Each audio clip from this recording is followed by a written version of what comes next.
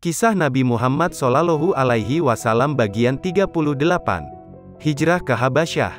Gangguan terhadap kaum muslimin semakin berat dari hari ke hari. Bahkan, beberapa orang gugur karena disiksa terlalu keras. Berdasarkan wahyu dari Allah, Rasulullah pun memerintahkan agar mereka berhijrah. Wahai Rasulullah, kemana kami akan pergi? Rasulullah menasehati agar mereka pergi ke Habasyah yang rakyatnya menganut agama Kristen. Tempat itu diperintah oleh seorang raja dan tidak ada orang yang dianiaya di situ.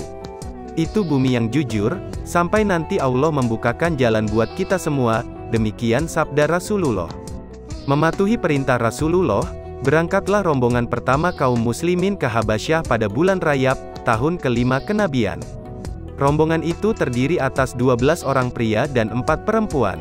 Dengan sembunyi-sembunyi, mereka meninggalkan Mekah, menyeberangi laut ke benua Afrika, dan tiba di pantai Habasyah. Seperti yang dikatakan Rasulullah, Najasyi, Raja Habasyah itu, memberi mereka perlindungan dan tempat yang baik. Kelak, ketika mendengar bahwa orang Quraisy tidak lagi menyiksa kaum muslimin, mereka kembali pulang. Namun, ternyata berita itu tidak benar. Di Mekah, keadaan justru semakin buruk bagi kaum muslimin. Mereka pun berangkat kembali ke Habasyah, kali ini dengan jumlah rombongan yang lebih besar, terdiri atas 83 orang pria dan 18 wanita dipimpin oleh Ja'far bin Abu Thalib. Habasyah. Saat itu Habasyah adalah negara yang meliputi bagian selatan Mesir, Eritrea, Ethiopia, dan Sudan.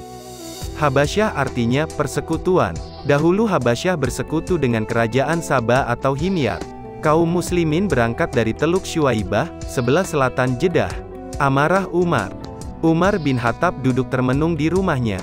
Di seluruh Mekah, tidak ada seorang pun yang mampu melunakkan hati Umar. Ia begitu cepat naik pitam dan garang. Ia tidak pernah luluh oleh rayuan gadis-gadis penghibur setiap kali ia mendatangi para penjual khamar.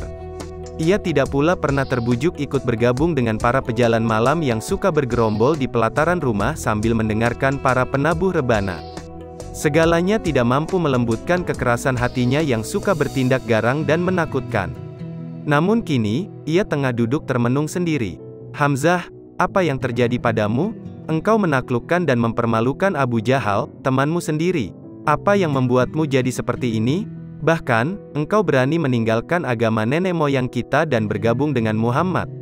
Ini jelas akan membuat pengikut agama baru ini jadi sombong dan besar kepala. Hamzah, bukankah engkau, Abu Jahal, Khalid bin Walid dan aku telah bersama membuat Quraisy jadi suku paling disegani? Semua itu berkat kerja keras dan keuletan kita berempat. Suku-suku yang lain iri kepada Quraisy karena Quraisy memiliki kita.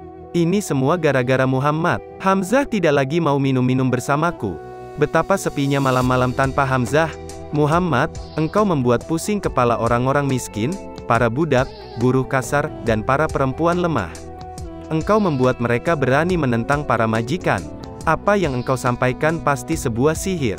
Muhammad, tegakkah engkau melihat para pengikutmu pergi meninggalkan tanah airnya ke Habasyah yang begitu jauh?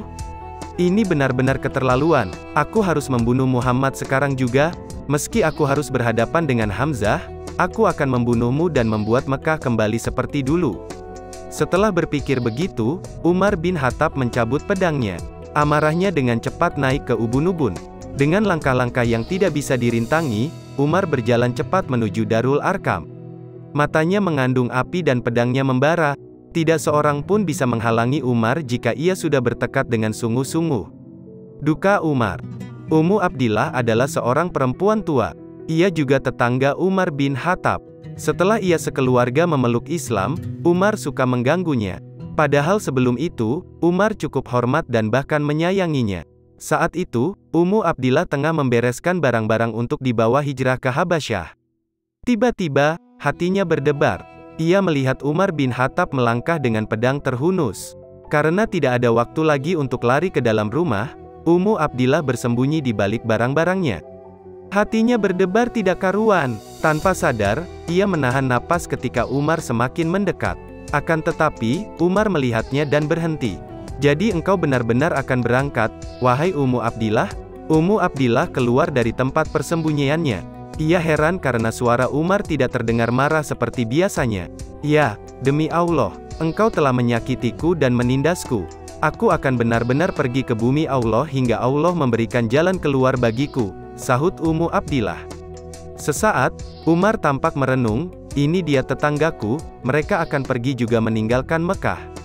Umar berpaling, menatap wajah tua Ummu Abdillah dan berkata dalam hati, begitu jauh jalan yang akan ditempuh orang tua ini, begitu sedikit barang yang bisa dibawanya.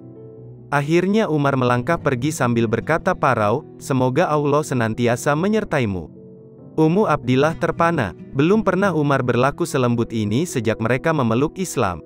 Tidakkah engkau melihat kelemah lembutan dan kedukaan Umar terhadap kita? Tanya Ummu Abdillah kepada putranya. Apakah ibu berharap ia akan memeluk Islam? Tanya sang putra. Dia tidak akan pernah memeluk Islam sebelum keledai bapaknya juga masuk Islam. Demikian kisah Rasulullah Shallallahu Alaihi Wasallam bagian 38. Tonton terus video lanjutannya hingga selesai supaya kita mengenal baginda Nabi Muhammad lebih dekat lagi. Semoga ini menjadi salah satu upaya pemantasan diri untuk mendapatkan syafaatnya kelak di akhirat. Tentunya tidak hanya mengenal kepribadian Rasulullah tapi juga melaksanakan perintah Allah dan Rasul-Nya serta menjauhkan diri dari perbuatan dosa.